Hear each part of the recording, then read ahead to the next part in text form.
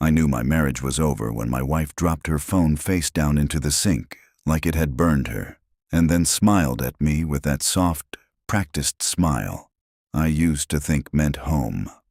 It was 9:14 on a Tuesday night, I remember, because the microwave clock was glowing behind her shoulder, and a second earlier her screen had lit up with a message that only said, "I can't stop thinking about last night."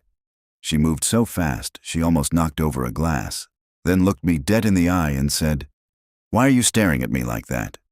In this calm, offended voice that made me feel like I was the one doing something wrong in my own kitchen. We'd been married 8 years, together 11, and up until that moment I would have told anybody we were just going through a rough patch. The normal kind, the boring kind, the kind you survive if you keep showing up. I actually believed that.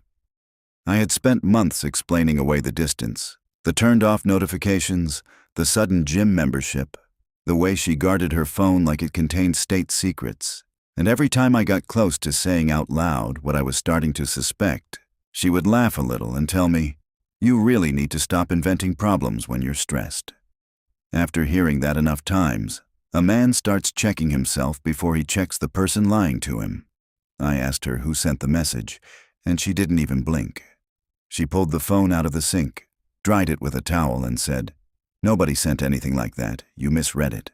Which was such a bold lie that for half a second I almost admired it. Then she added, "This is exactly why I don't tell you things anymore, because you turn every tiny thing into some paranoid interrogation." And that word paranoid landed exactly where she wanted it to, because now I wasn't just hurt, I was embarrassed too. I told her I knew what I saw. She crossed her arms and actually scoffed at me. "So what now?" she said. "You're going to accuse me because my phone lit up? Do you hear yourself?" I wish I could say I stayed calm, but there's something about being lied to with confidence that makes your blood feel hot. I asked to see the phone. She hugged it to her chest and said, "Absolutely not. I'm allowed to have privacy."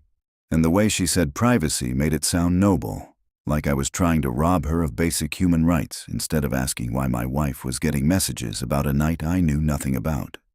I should have walked away then. But the worst part was that once the fight started, little things I had buried came rushing up like they'd been waiting for permission. 3 weeks earlier, she told me she was staying late with her friend Melissa, but Melissa's husband had asked me that same night if I knew where his wife was because she wasn't home either. 2 days before that, my wife came back wearing perfume she claimed she'd sampled at a store, except I had found the receipt in her coat pocket and it was bought at a hotel gift shop 40 minutes across town. When I brought that up, her whole face changed. Not scared, not guilty, just mean. She stepped closer and said, very quietly, "Maybe if you paid this much attention to me before, we wouldn't be having this conversation." That sentence hit harder than the message did, because suddenly it wasn't just that something was wrong. It was that she had already built a case against me in her head. Something neat and convenient that made whatever she was doing feel justified. Then her phone buzzed again between us, and this time I saw the name on the screen before she turned it away. It wasn't a number. It wasn't Melissa. It was my younger brother. I didn't misread it. I didn't imagine it. I saw his name sitting there on her screen like it belonged in my life, like it hadn't just detonated everything I thought I knew about my own family. I remember my voice coming out low and uneven when I said, "Why is my brother texting you like that?" And she didn't even flinch. Not at first. She just rolled her eyes like I was exhausting her, like I just asked the dumbest question in the world. "Oh my God," she muttered, turning away from me. "Are we really doing this now?" And that word hit me harder than anything, because it meant she had already decided what this conversation was going to be before I even opened my mouth. I stepped in front of her, blocking the doorway without touching her, and said his name again, slower this time, like maybe saying it clearly would force her to treat it like reality. But she just sighed and shook her head. "He asked me about your birthday gift," she said, holding my gaze like she was daring me to call her out. "I told him not to ruin the surprise, and now you're acting like I'm cheating on you." The way she said cheating, almost laughing through it, made me feel like I was the crazy one, like I had skipped 10 steps ahead without evidence. And for a second, I actually hated myself for even thinking it. But then I remembered that message, those exact words, and I told her that gifts don't come with, "I can't stop thinking about last night." Her expression shifted just a little, not enough for anyone else to notice, but I saw it because I was looking for it. That tiny flicker where she recalculated. Then she shrugged, like it was nothing, like I was clinging to something insignificant. "He probably meant a movie we watched," she said, already walking past me into the living room, already trying to end it.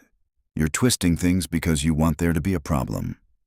I followed her, my heart pounding so loud it felt like it was in my throat, and I said, "Then let me see the conversation." And this time, she didn't even pretend. She turned around, her face hard, and said, "No, because you don't trust me, and I'm not rewarding that behavior." Rewarding.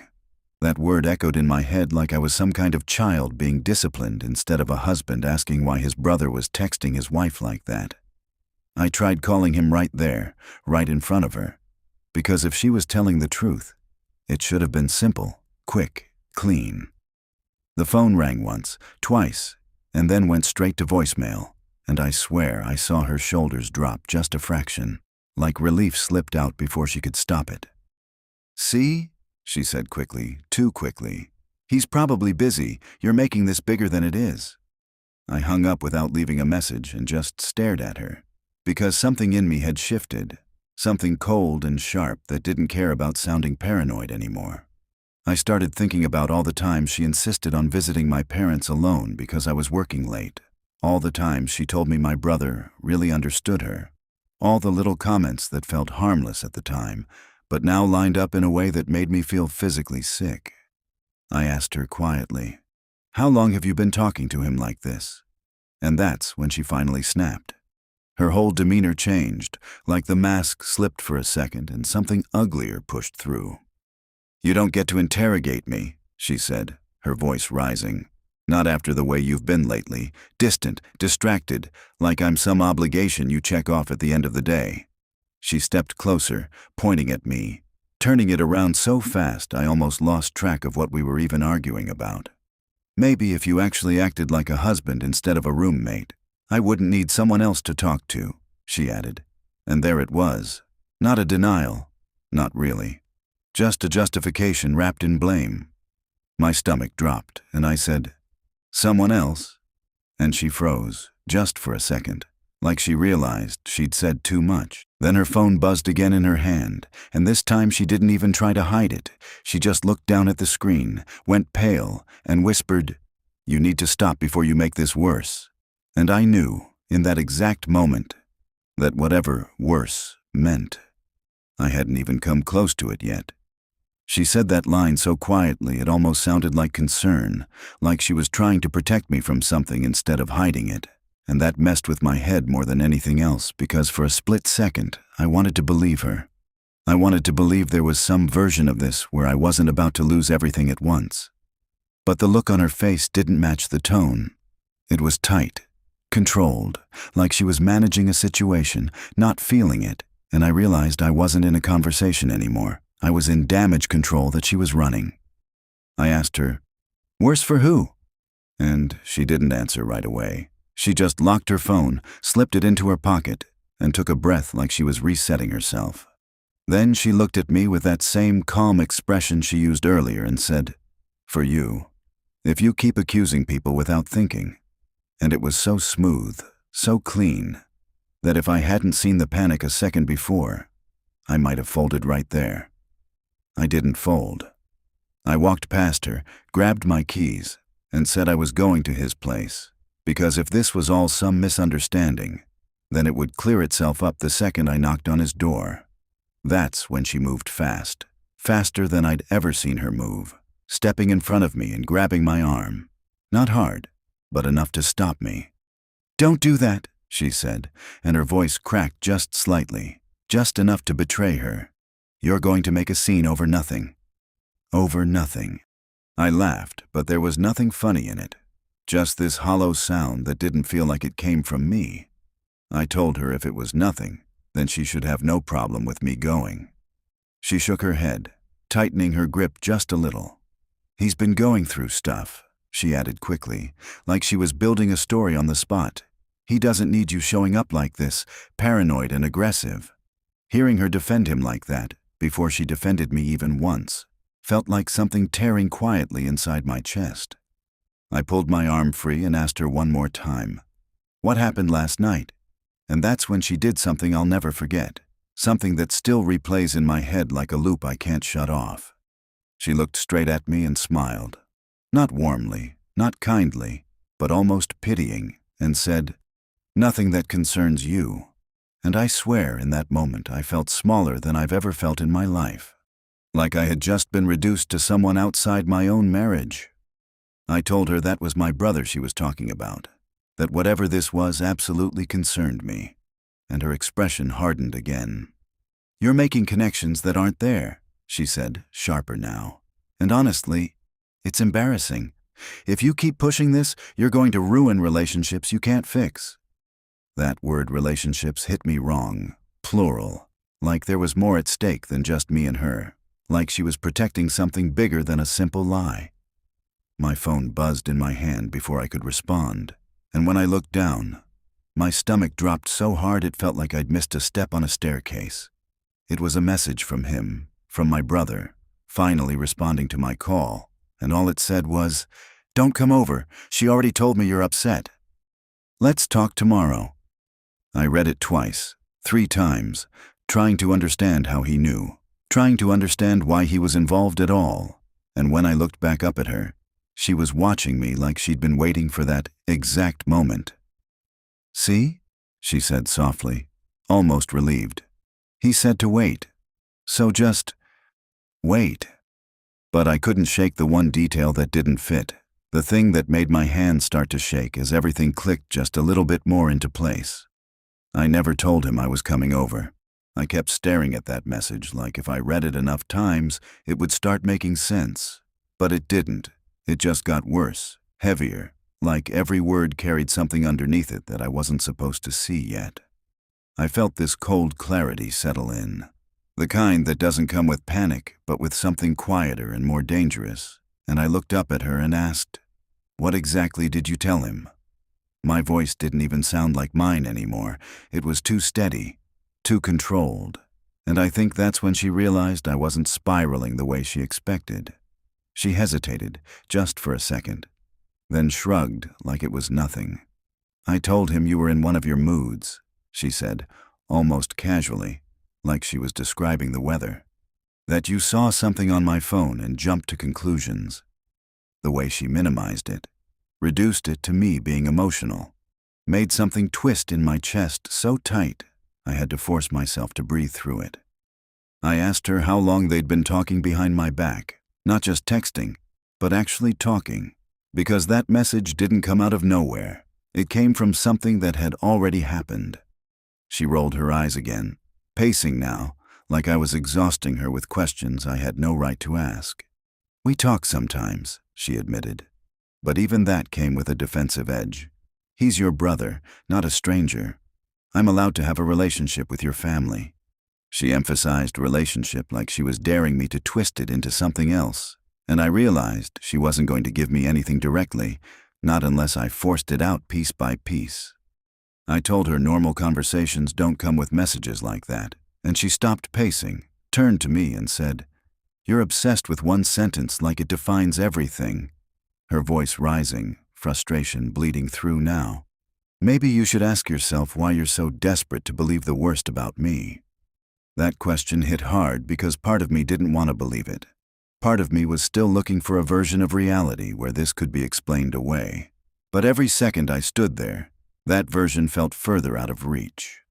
I tried calling him again, right there, because if they were both going to play this game, I needed to see how far it went. This time he answered, but he didn't sound like himself. He sounded careful, measured, like every word had already been rehearsed. "Hey," he said, too calm. "I think you should listen to her and cool off." I didn't even greet him. I just asked, "What happened last night?" And there was a pause, not long, but long enough to tell me everything. Then he sighed and said, "You're reading into things, man. We hung out, that's it. She was stressed. I was just there for her. The way he said there for her made my stomach drop. Because that's not how you talk about your brother's wife unless lines have already been crossed. I asked him where they hung out, and he gave me a place, a bar across town. But something about it didn't sit right. Not the name, not the timing, not the way he said it like he'd practiced saying it. I hung up slowly, my hand shaking now despite everything, and looked at her. Really looked at her, like I was trying to match the woman in front of me with the one I thought I married. "You went out with him," I said, more to myself than to her. And she didn't deny it this time. She just crossed her arms and said, "I told you, he was helping me clear my head." Like that explained everything. Like that made it normal. I asked her why she lied about where she was, why she told me she was with Melissa, and that's when she snapped again, her patience finally cracking. "Because I knew you'd react exactly like this," she shot back, her voice sharp. Controlling, suspicious, turning nothing into something. Nothing. That word echoed in my head, and I realized she had already decided the narrative, already built the version of events she was going to stand by no matter what I found. I stepped closer, lowering my voice, because the anger wasn't loud anymore, it was focused. I asked her one last question, the one that felt like it mattered more than anything else in that moment. "Did anything happen between you and him?" The room went quiet, so quiet I could hear the faint hum of the fridge in the kitchen, and for the first time since this started, she didn't answer immediately. Her eyes flickered, just slightly, and then she said, "You don't get to ask me that." But she didn't say no, and somehow, that silence said more than anything she could have admitted out loud. That silence didn't just sit between us, it spread. It filled the room. It pressed against my chest until I couldn't tell if I was breathing or just standing there pretending to be alive, while everything I thought was solid started cracking underneath me. I kept my eyes on her, waiting, giving her time to say no, to laugh it off, to call me insane one more time and make me hate myself for even asking, but she didn't do any of that. She just looked at me with this guarded expression, like she was calculating how much truth she could afford to give without losing control of the situation.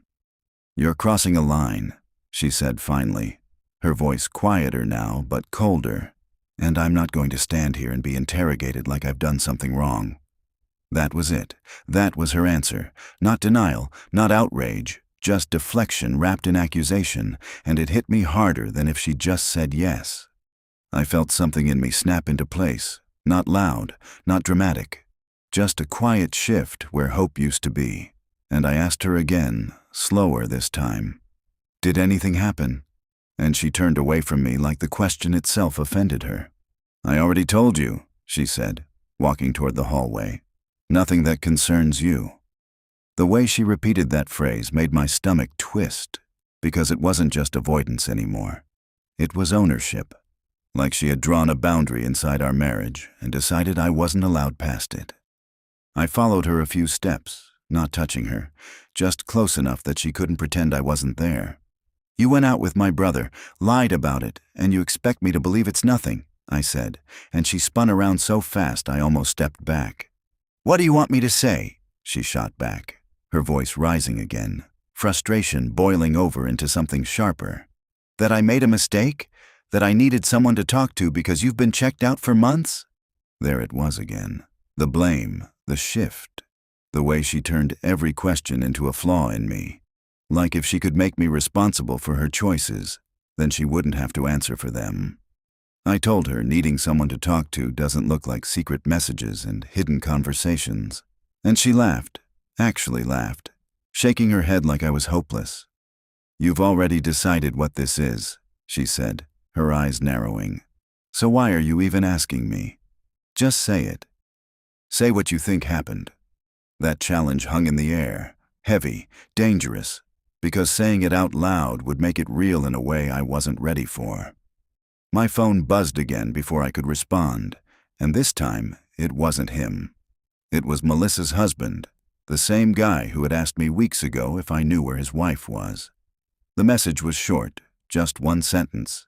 but it felt like another piece of the ground giving way beneath me. "Hey man, random question, but has your brother been around your place lately?" I stared at it, my mind racing, trying to connect dots I didn't even know existed yet, and when I looked back up at her, she was watching me again. That same tense, controlled look, like she knew exactly what was happening but was waiting to see how much I figured out on my own. I showed her the message without saying a word, and for the first time since this started, she didn't have something ready. Her face went still, too still, and she reached for my phone like she needed to see it closer, like maybe reading it herself would change what it said. "Why would he ask that?" I said, more to the room than to her, and she shook her head quickly, too quickly. "I don't know," she replied. But the hesitation was there, clear as anything, and it sent a chill straight through me. Because suddenly this wasn't just about one night, or one message, or even just my brother. It felt bigger, messier, like something had been happening around me for a while, and I'd been the only one not seeing it. Then her phone buzzed again, and this time she didn't try to hide it. She just looked down, read the screen, and closed her eyes for a second, like she was bracing herself. "What now?" I asked, my voice low, and she didn't answer right away. When she finally looked up at me, there was something different in her expression. Not guilt, not exactly, but something closer to resignation. "You need to stop digging," she said quietly, "because if you keep going, you're going to find things you really, really don't want to know." The way she said it wasn't a warning. It was almost a threat wrapped in concern, like she was trying to control how far I went by making me afraid of what was waiting at the end. But by then, fear wasn't stopping me anymore. It was pushing me forward, because every answer she refused to give was starting to form its own shape in my head, and that shape was worse than anything she could just admit to. I looked at her and said, "Then maybe I should know." And for a moment something flickered in her eyes. Not anger this time, not deflection. Just this brief, raw hesitation, like she wasn't sure she could keep holding everything together. Then it was gone, replaced by that same cold composure. "You're being dramatic," she said, turning away, already trying to shut it down again. "This is exactly why I didn't tell you things." I didn't follow her this time. Instead, I picked up my phone and called him again, because whatever this was, it wasn't staying in the shadows anymore. He answered quicker this time, almost like he'd been expecting it, and before he could start with that calm, controlled tone again, I cut him off. "Don't lie to me again," I said, my voice sharper now. "Just tell me what's going on." There was a long pause on the other end, longer than before, and when he finally spoke, his voice had changed, less rehearsed, more strained. "You need to calm down," he said, but it didn't carry the same confidence. It sounded like someone trying to hold a story together that was starting to slip. I asked him why Melissa's husband would think he'd been at my place, and that's when everything shifted, because he didn't answer right away. He breathed out slowly, like he was weighing something, and then said, "Why are you bringing other people into this?" That sentence hit me sideways, because I hadn't told him about the message, not yet, which meant he already knew more than he should. I glanced at her, and she was frozen in the doorway, watching me, her expression tight, like she was listening for every word. "Because it already involves other people," I said into the phone, and now my heart was racing again, not from panic, but from the feeling that I was getting close to something real. "So I'm asking you one last time, what happened last night?" Another pause, heavier this time, and then he said something that made my entire body go cold. "It wasn't just last night." I don't even remember breathing in that moment. I just stood there, trying to process what he'd just admitted without actually admitting it. "What does that mean?" I asked, but my voice came out quieter now, like I was already bracing myself. He sighed again, and I could hear something in it. Not guilt exactly, but exhaustion, like he was tired of holding it in. "You're not going to understand it the way you think," he said, and that sentence felt like a door opening to something I didn't want to see. I looked at her again, and this time she wasn't pretending anymore. She just shook her head slightly, almost pleading like she wanted him to stop. "Understand what?" I pushed, and my hand was shaking so badly I had to grip the edge of the table to steady myself. He didn't answer right away, and in that silence I could feel everything tightening, like the moment before something breaks completely. Then he said, "We've been talking for months," and the word months echoed in my head, stretching out into every late night she'd brushed me off, every time she said she was tired, every time she turned away from me like I didn't exist. I swallowed hard and forced the next question out, the one I didn't want the answer to but needed anyway. "Just talking?" I asked, and before he could respond, before he could shape whatever lie or truth he was about to give, I heard her voice behind me, sharp and desperate for the first time all night. "Hang up the phone, right now." The second she said it, something inside me locked into place, because that wasn't panic about a misunderstanding. That was fear of the truth getting out in a way she couldn't control anymore. I didn't even turn around. I just said, "No," and kept the phone pressed to my ear, my eyes fixed on the wall like I needed something solid in front of me while everything else was collapsing. Behind me, I could hear her footsteps getting closer, slower now, cautious, like she was trying to figure out a different way to handle this since the one she'd been using all night was falling apart. "You're making this worse," she said again, softer this time, almost pleading. But it didn't land the same anymore, because now I understood that worse didn't mean damage to us. It meant exposure for her. I asked him again, "Just talking?" And this time he didn't dodge it right away, which somehow made it worse than if he had.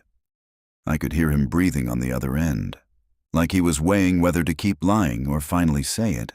And when he spoke, his voice had none of that earlier confidence left. "It didn't start like that," he said. And those 5 words hit harder than anything else, because they confirmed there was a start, a progression, something that had grown while I was standing right there in my own life thinking everything was just off, not broken. I closed my eyes for a second and asked, "Then what did it turn into?" And I could feel her right behind me now, close enough that I could hear her breathing, uneven, tense. "Don't answer that," she said quickly, and this time there was no control in her voice, just urgency, raw and exposed. "He doesn't need to hear it like this." Like this. That phrase stuck with me because it meant there was a right way to hear it, a version she had planned, something controlled and softened, not this messy, unfiltered truth coming out in real time. I turned slightly, just enough to look at her over my shoulder, and I said, "Then how was I supposed to hear it?" But she didn't answer. She just shook her head, her eyes wide now, not with guilt, but with frustration that she was losing control of the narrative she'd been building. On the phone, he finally spoke again, quieter now. "We crossed a line," he said, and it felt like the air got knocked out of me without anything even touching me. I didn't move, didn't speak. I just stood there trying to process what that actually meant, because those words are vague enough to hide behind but heavy enough to destroy everything. "Define that," I said after a second, my voice barely holding together. And that's when she grabbed my arm, harder this time, not enough to hurt, but enough to make a point. "Stop," she said, her voice breaking now. "You're not listening. You're just trying to hurt yourself." I pulled my arm free and said into the phone, "Say it clearly," because I needed it to be real, not implied, not softened, not something I could later convince myself I misunderstood. There was a long silence, the kind that stretches just enough to let your mind fill in every possible worst-case scenario. And then he said, "It wasn't supposed to happen." And that was it. That was the closest thing to an answer I was getting, and somehow it told me everything without saying the one word I was waiting for. I felt this hollow space open up in my chest, like something had been scooped out and replaced with nothing, and I looked at her again, really looked at her. And for the first time, she didn't try to hold my gaze. She looked away. That was it. No denial, no fight, no gaslighting this time, just avoidance. and that silence between us said more than anything she could have argued. I ended the call without another word, and just stood there, the phone still in my hand, trying to understand how two people I trusted more than anyone else had turned into something I didn't even recognize. Then, as if it couldn't get worse, my phone buzzed again almost immediately. Another message, but this time not from him. It was from my mother, and all it said was, "We need to talk about what your brother told us." I stared at that message from my mom like it was written in a language I didn't understand, like if I didn't move, didn't breathe, didn't react, maybe it wouldn't be real. But it was real, and the worst part wasn't even the words, it was what they implied. Because whatever my brother had told me was only part of it, and now I knew, with this sick, sinking certainty, that I was the last person to know anything about my own life. I looked up at my wife, still standing there, still avoiding my eyes, and I asked her, "What did he tell them?" And she didn't answer. She just pressed her lips together like she was trying to hold something in, like if she stayed quiet long enough this would all just stop. I called my mom before I could talk myself out of it, before I could sit there and let my imagination build something even worse than the truth. She picked up on the first ring, which alone told me everything was already in motion. "Honey?" she said, her voice tight. Not angry, not even shocked, just disappointed in a way I'd never heard directed at me before. "We need to have a serious conversation." That word "we" again, like I was being grouped into something I didn't even know existed. I told her I was listening, and there was a pause, like she was deciding how much to say. Then she sighed and said, "Your brother told us you two have been having problems for a while, that things have been complicated. Complicated." I almost laughed, but it came out as this dry, hollow breath instead, because complicated didn't even begin to cover what I was standing in the middle of. "What exactly did he say?" I asked, my voice tighter now, and I could feel my wife watching me again, this time not trying to hide it, like she knew this was the part she couldn't control anymore. My mom hesitated, and that hesitation was louder than anything she could have said. "He said," she started slowly, "that you've been distant, that you've been pushing her away, and that they connected emotionally because she needed support." I closed my eyes for a second, because there it was, the story, the version they had already agreed on, clean and convenient, something that made me the problem and them the victims of circumstance. I asked her if that's all he said, and she went quiet again, longer this time, and when she finally spoke, her voice dropped just slightly. "He said you already knew," she added, carefully, like she was stepping around something fragile, "that you were aware things had crossed a line and that you were working through it privately." I felt my chest tighten so hard it actually hurt, because not only had they done this, they had rewritten it, turned it into something mutual, something managed, something I had apparently accepted without even knowing it existed. I opened my eyes and looked straight at my wife, and this time she didn't look away. "You told them that?" I asked her, the phone still pressed to my ear.